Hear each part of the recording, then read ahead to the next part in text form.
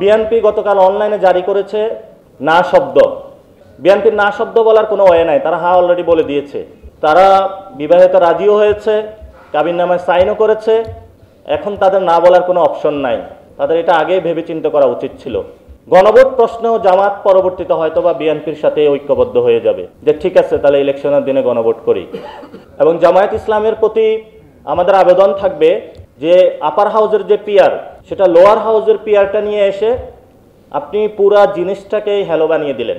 So আপনাদের কিছু কিছু ক্ষেত্রে জাতির সামনে মুখে একটা অন্তরে একটা এই ধরনের যে আচার ব্যবহার রয়েছে এটা স্পষ্টত হচ্ছে। যাদেরকে দেখে আমরা একটা সময় রাজনীতির প্রতি অনুপ্রাণিত হয়েছিলাম, আবার ইদানিং একটু হতাশা হচ্ছে, কারণ এখানে বর্তমান যে পরিস্থিতি আছে, ইউনিভার্সিটিতে যখন আসি আমি সাকিবের টকশো দেখেছিলাম, খুব অনুপ্রাণিত হয়েছিলাম। পরে প্রেস ক্লাবের সামনে ওনার সাথে একটা ছবি তোলার জন্য এসেছিলাম যে সাকিব ভাই এত ভালো বলে, একটু ছবি তুলবো। মঞ্জু ভাইয়ের দলে তো যোগে দিলাম, সেখানে রিসার্চ অ্যান্ড ইনফরমেশন সেক্রেটারি ছিলাম। মান্না ভাইদের দলের সাকিব ভাই তখন ক্যাম্পাসে ছিল, ওনাদের সাথেও কাজ করেছি। সাইফুল ভাইদের দলও ছিল ক্যাম্পাসে, তাদের সাথেও কাজ করেছি। কিন্তু বর্তমান পরিস্থিতিতে আপনাদের থেকে আমরা যে অনুপ্রেরণা আগে পেয়েছিলাম সেই অনুপ্রেরণাটা আরো বেশি পেতে চাচ্ছি। কারণ ইলেকশনের আগে সংস্কার এবং বিচার দুটি প্রশ্ন বর্তমান বাংলাদেশের সামনে বড় প্রশ্ন আকারে হাজির হয়েছে। ক্যাম্পাসে যখন ছাত্র ফেডারেশনের ছিলাম, গণসংহতি আন্দোলনের অন্যতম একজন প্রাণপুরুষ ছিলেন সালাম ভাই। তখন সংবিধান প্রশ্ন এবং সংহতি প্রকাশন থেকে যে বইগুলো বের হতো সেগুলো মনোযোগ দিয়ে পড়ার চেষ্টা করতাম। তো ওই স্বপ্নটা আমরা দেখতাম যে বাংলাদেশ একটা পর্যায়ে গিয়ে আমরা এই ধরনের একটি বাংলাদেশ প্রতিষ্ঠা করতে পারব। কিন্তু আমরা ইদানিং হতাশ হচ্ছি।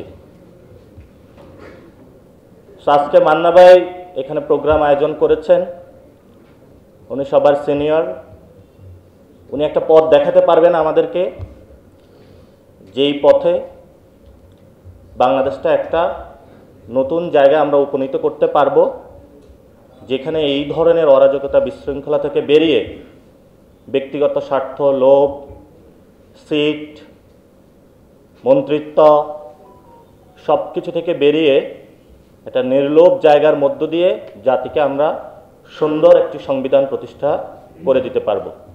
আমাদের জাতীয় নাগরিক পার্টি, আমাদের তো মাস ছয় মাস হলো।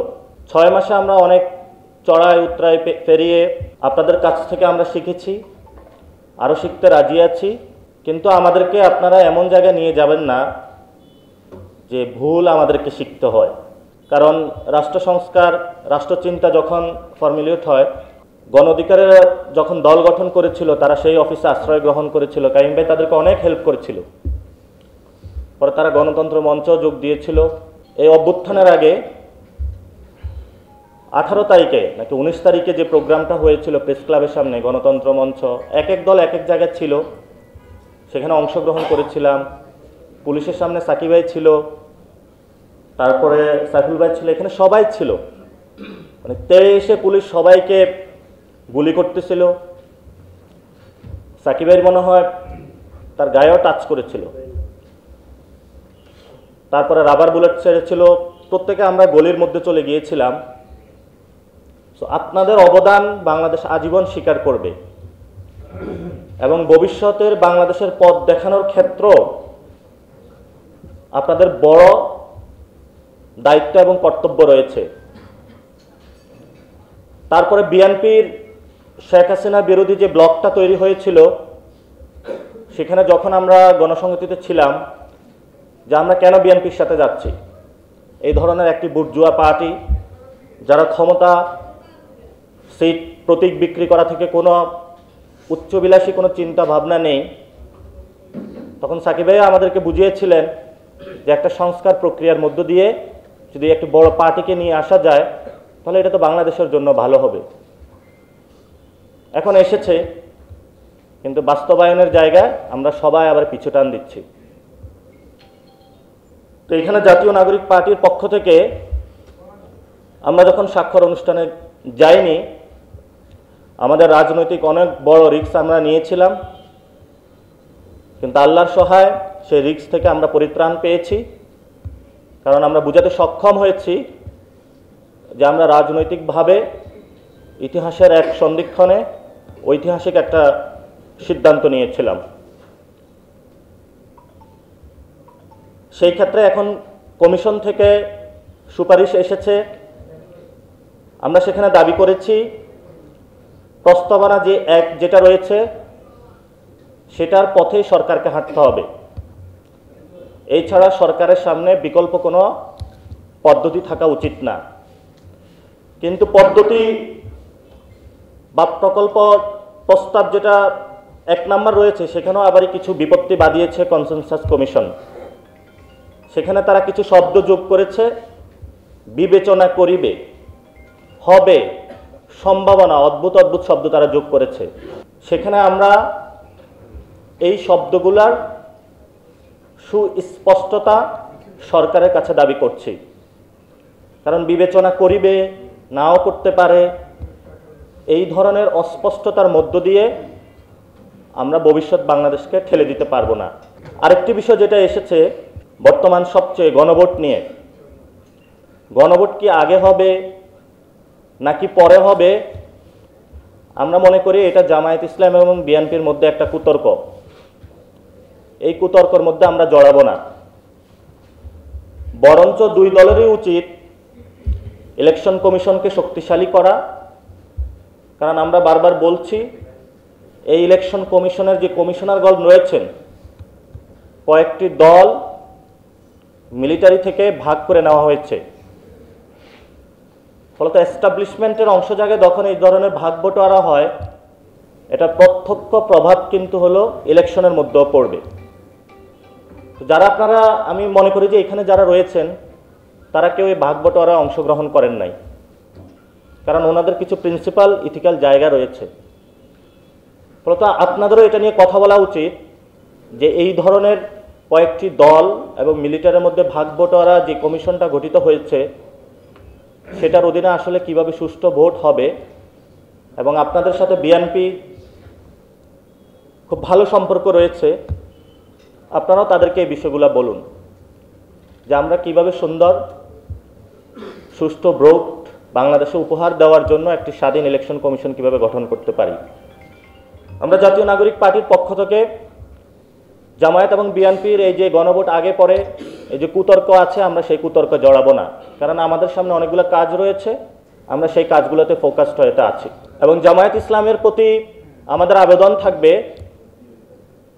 যে আপার হাউজের যে পিয়ার, সেটা লোয়ার হাউজের পিয়ারটা নিয়ে এসে আপনি পুরা জিনিসটাকেই হ্যালো বানিয়ে দিলেন। সো আপনাদের কিছু কিছু ক্ষেত্রে জাতির সামনে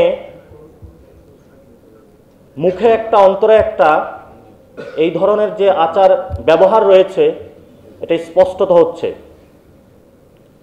গণভোট প্রশ্নেও জামাত পরবর্তীতে হয়তো বা বিএনপির সাথে ঐক্যবদ্ধ হয়ে যাবে যে ঠিক আছে, তাহলে ইলেকশনের দিনে গণভোট করি। তো এখন বিএনপি গতকাল অনলাইনে জারি করেছে না শব্দ। বিএনপির না শব্দ বলার কোনো ওয়ে নাই, তারা হ্যাঁ অলরেডি বলে দিয়েছে। তারা বিবাহিত রাজিও হয়েছে, কাবিননামায় সাইনও করেছে। এখন তাদের না বলার কোনো অপশন নাই। তাদের এটা আগেই ভেবে চিন্তা করা উচিত ছিল। কিন্তু এই সময়ে আমাদের যে দাবিটা,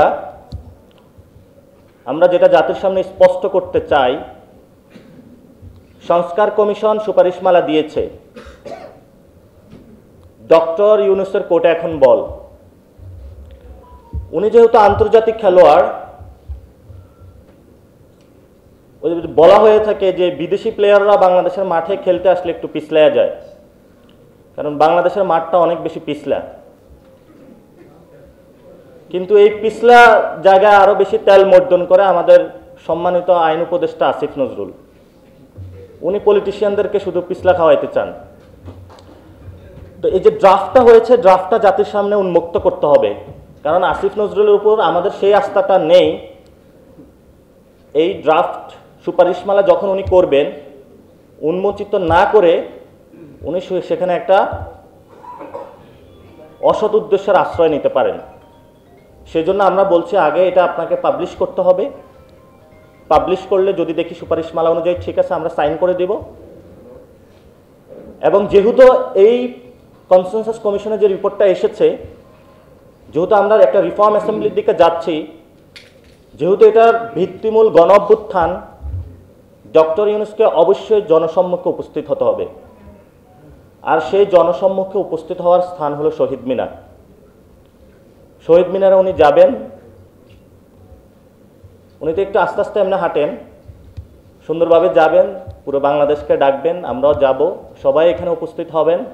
আপনি সেখানে বসবেন, আদেশ জারি করবেন, আদেশে সাইন করবেন। তবে আমাদের আহ্বান থাকবো, রাজনৈতিক দলগুলোকে একটু নিচে রাখবেন, শহীদ এবং আহত ফ্যামিলিদেরকে একটু উপরে রাখবেন। এবার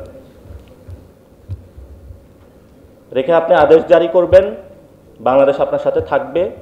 আর কনসেনসাস কমিশন যে সুপারিশমালা দিয়েছে, অনেকেই বলছে তারা ঐক্য সৃষ্টি করছে, তা আমরা এখানে বলবো যে কনসেনসাস কমিশনকে ভিন্ন খাতে নেওয়ার প্রচেষ্টা চালানো হয়েছিল। কেন চালানো হয়েছিল?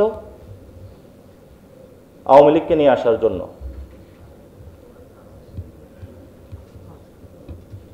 বিএনপি এই কনসেনসাস কমিশনের মধ্য দিয়ে আওয়ামী লীগকে নিয়ে আসার যে পায়তারা চালাচ্ছিল, বাংলাদেশের জনগণ সেই জায়গাটা ঠেকিয়ে দিয়েছে।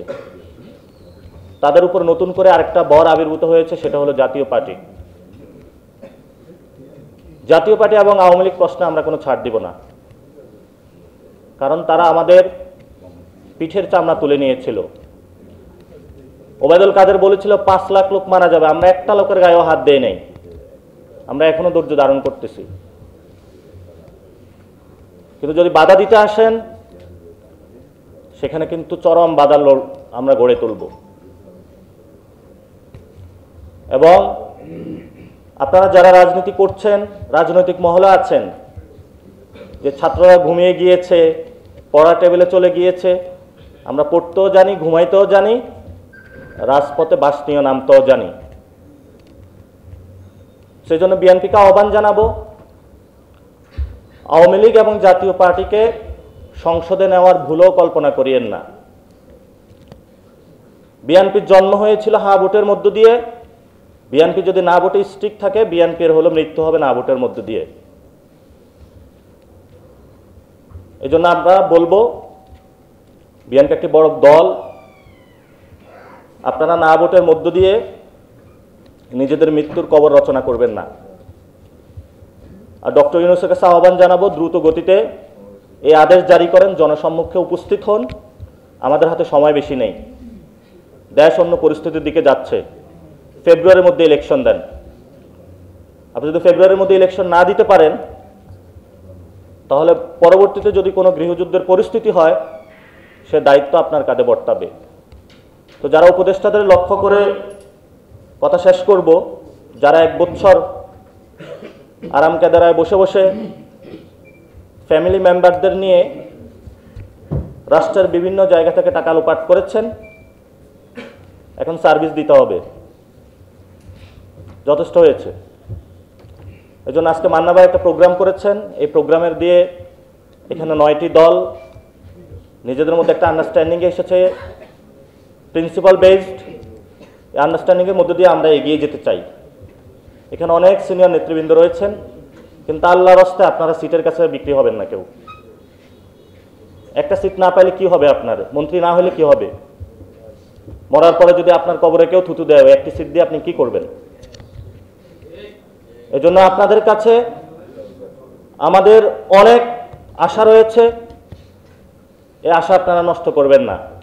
আমার প্রতি আপনাদের কষ্ট হবে, আমার প্রতি আপনাদের হতাশা আসবে, ব্যক্তিগত জায়গা থেকে বলি নাই, আপনাদের ভালোর জন্যই বলেছি। দোয়া রাখবেন, আশা করি ভবিষ্যতে ইনশাল্লাহ আবার আমাদের রাজপথে দেখা হবে।